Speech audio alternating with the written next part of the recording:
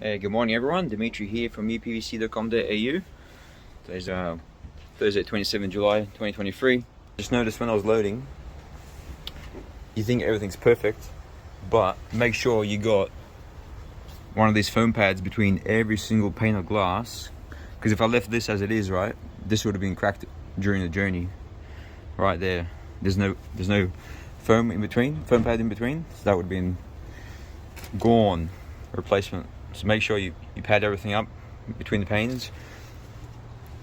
Largest at the back first, with the smallest at the front. Because I did notice the sound right here when I was doing it up. Top of the glass started to not shatter, but to brittle away. So lucky I stopped in time, otherwise that would have been gone. So yeah, make sure a foam pad, at least 1, 2, 3, each pane, left and right, is touching glass to glass. I mean foam pad to foam pad, not glass to glass.